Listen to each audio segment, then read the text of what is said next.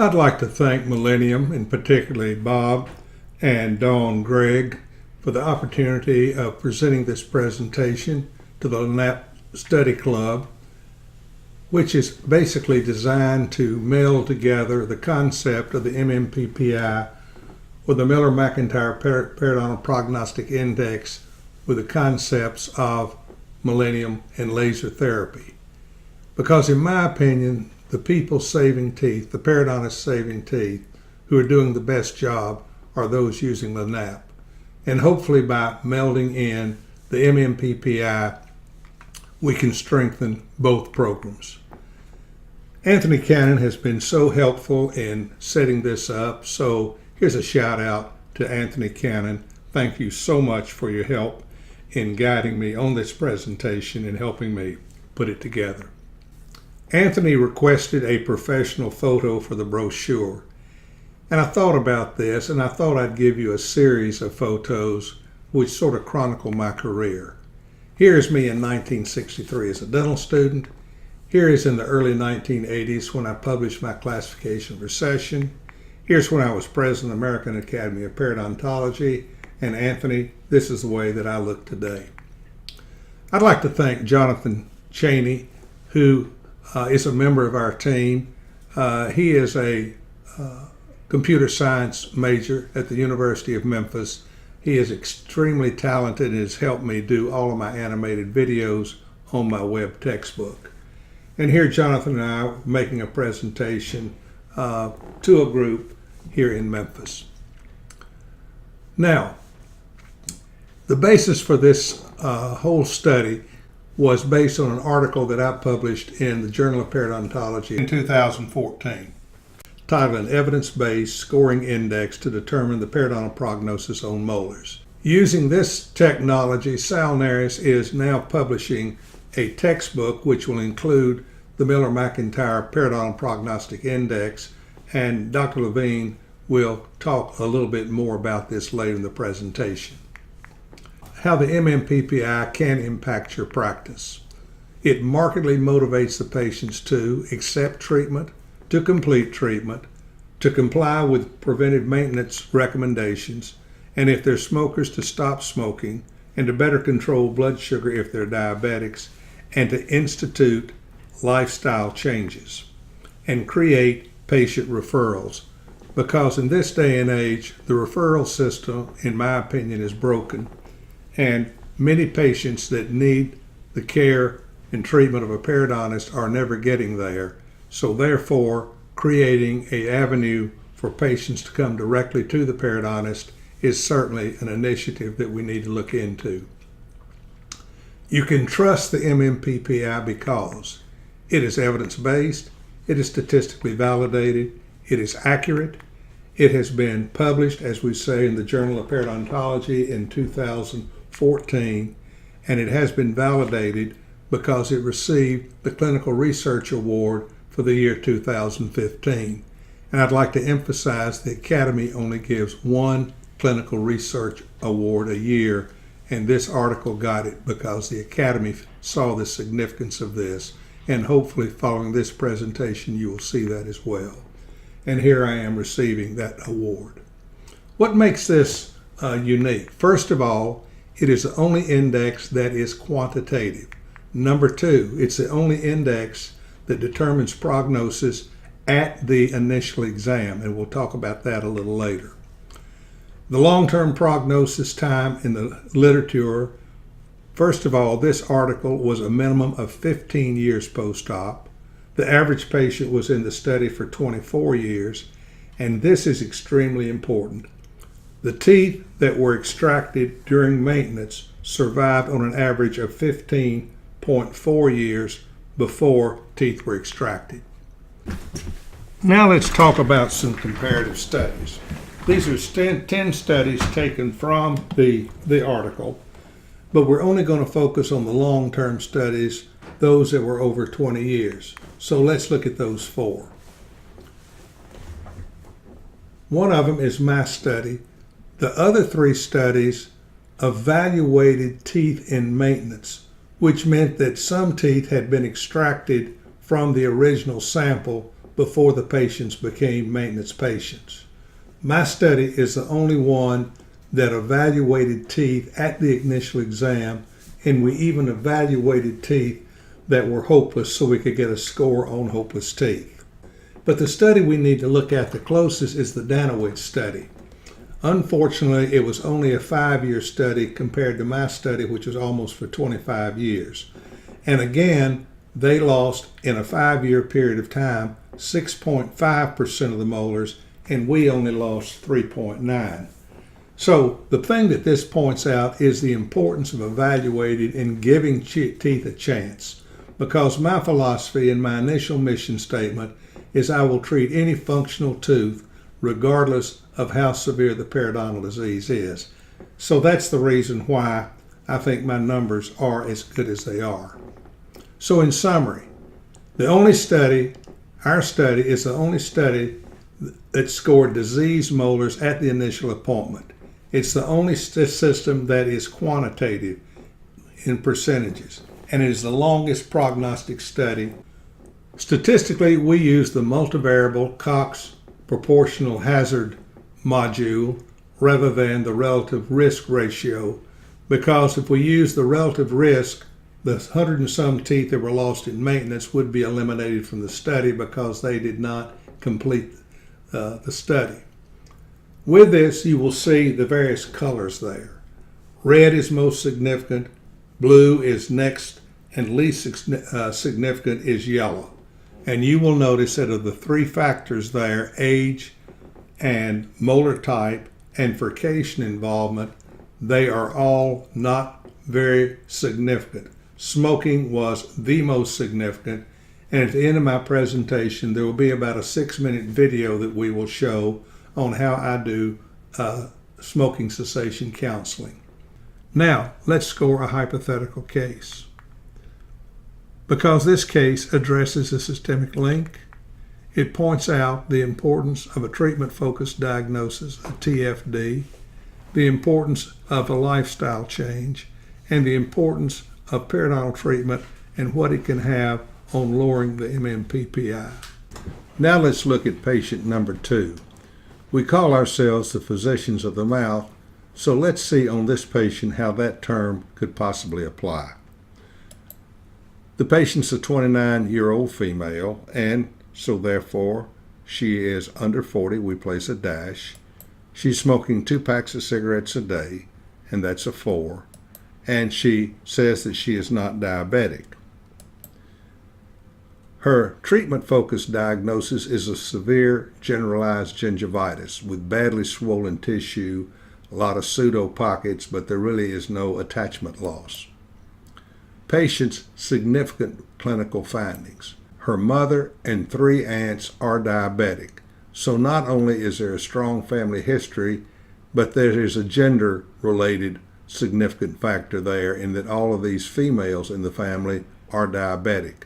That should raise a red flag. The next thing is the patient is significantly overweight. So the likelihood that she is diabetic is very real. So what do you do at this point?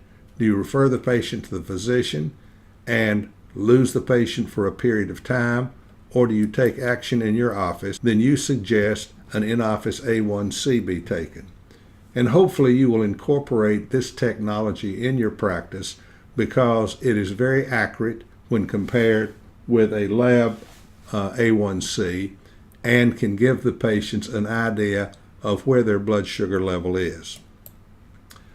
Here we see the A1C level, and in her particular case, she ends up with a score of an 8.7. Now, in all likelihood, this is very diagnostic of diabetes. However, we as a dentist should never make a medical diagnosis. We should refer this to the physician. But you and I both know that when the patient sees the physician, they're going to come back with a diagnosis of a diabetes mellitus. This is very motivational to patients when they see that we in the dental office can provide this care, and an A1C now doing this test in the office, if you buy these in kits of 10 or 20, it only requires about $12 to $13. So So now, having done the A1C in this patient, we find she was an 8.7, so therefore we have changed the diabetes score to a 3. The molar type on the first molar is a 1, and the probing depths are around 5 millimeters, although there is not any attachment loss. This is a severe, tender gingivitis, and obviously you're not going to do a lot of probing at the initial exam.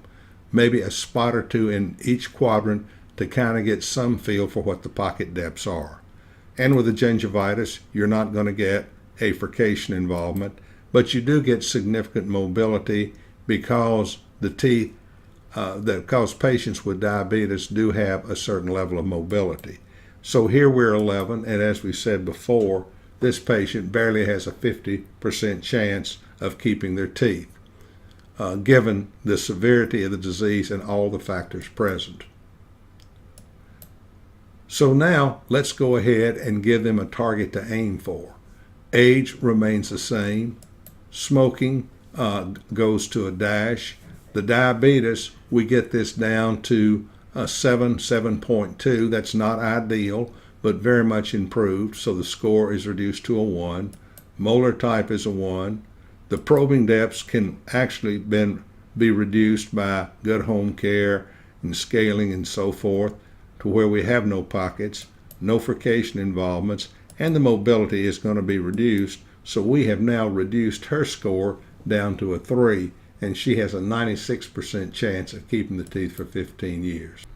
And finally, since smoking was so significant, I have made this smoking cessation counseling video, which I think has proved very motivational. In a recent published study by Dr. Gopal in India on 25 patients that smoked, 3 years later, all the patients had either stopped or cut markedly back, and he credits this particular video for impacting those patients. Now let's see the video. By now you should have reviewed the 2 videos on the Miller-McIntyre Periodontal Prognostic Index, and in that you found that smoking was a tremendous negative impact on long-term prognosis in treating periodontal patients. So I think that everyone in the healthcare profession, especially us dentists, should have some level of smoking cessation counseling.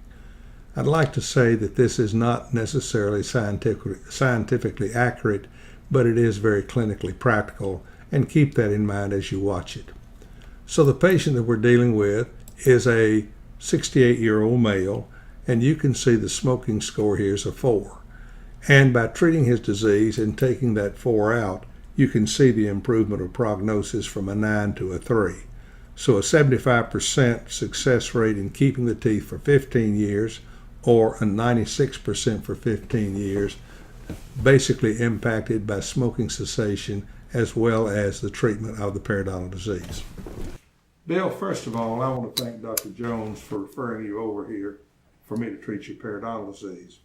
There's been some new research out where we can actually predict how successful periodontal treatment should be. And on the score of that, you have got, if we have treatment, about an 85% chance of keeping your teeth. But there's a fly in the ointment. 4 of that 8 is related to the amount that you're smoking. And we can lower your success rate, we can raise your success rate markedly if you'll stop smoking. Is this something that you would consider? Well, I don't want to lose my teeth. Yeah. But I've smoked almost all my entire adult life. I'm 68 years old. I don't want to lose my teeth, but don't want to quit smoking. Well, you're about like most of the patients that I treat. But anyway, would you let me kind of give you about a 2 or 3 minutes overlay on that? Because with the data that we have now, if you're a smoker and you have periodontal disease, you have a 243% greater chance of losing your teeth than a non-smoker. Now that's a big number. Mm-hmm. And patients don't realize that smoking impacts the mouth. They know it's bad for the lungs, they know it's bad for the heart, and so forth and so on. So that's why I want to share this information with you. The 243% was some recent research that was published in 2015. So it's fairly new, and that's why most dentists are not aware of. But what we need to understand is how smoking works. For instance, the major thing, yes, we know about the nicotine, we know about this, but what happens when you take a drag of a cigarette, every blood vessel in your body constricts or narrows. So therefore, the heavy smoker who has a heart attack with narrow vessels has a greater morbidity and dies at a greater rate than a non-smoker. Well, that's on the coronaries. The aorta does that to some degree, but as we come down to the very small vessels called capillaries, the capillaries in the gum, basically what they're doing is bringing oxygen to the tissues. That's what tissues, that's the food that tissues live on. So they constrict, so you're depriving the tissues of what they need to be healthy, as it were. But here's what people don't know. You also have little venules, capillaries on the other side, that where you get the exchange in the metabolic products in there, they are exchanged and the bad products are carried away by the little venule capillaries. Well, they constrict as well. So you got a double negative. First of all, you're depriving of oxygen, and then you're poisoning yourself at the cellular level. Now, this is a little bit gross, but it really makes an impact on the patient. If you've got a 3-year-old child and it tugs at his mother's skirt and says, I got to go to the bathroom, what's the first thing the mother says? Number 1 or number 2?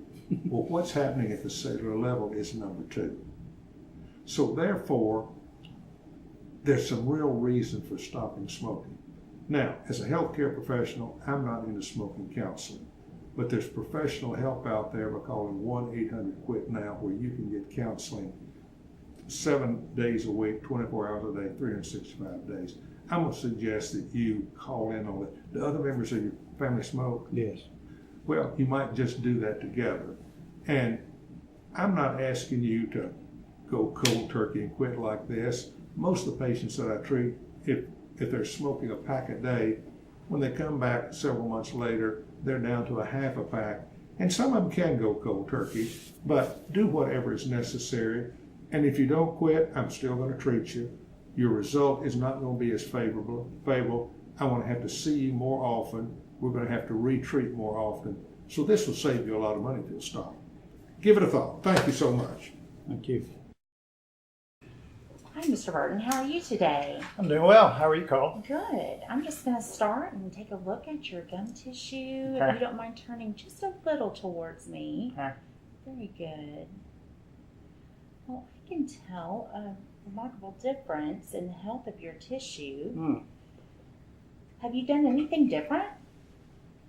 Actually, I have. Dr. Miller's been, encouraging me to quit smoking, and you have, and I've cut back quite a bit. Wow, I can really tell a difference. Not completely. I'm working on it, but it makes me feel good that my dental health looks better.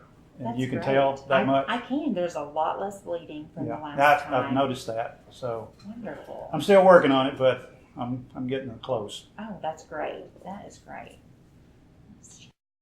The video you have seen is not scientific, as we pointed out on the front end.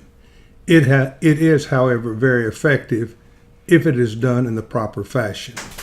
But what do we mean by the proper fashion?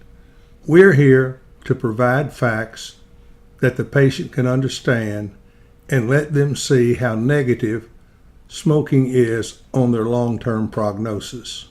But you need to be patient.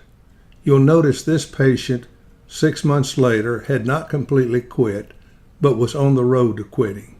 We need to be patient and let time work, and eventually many patients will stop smoking, and this may be even more important than the periodontal treatment that we render.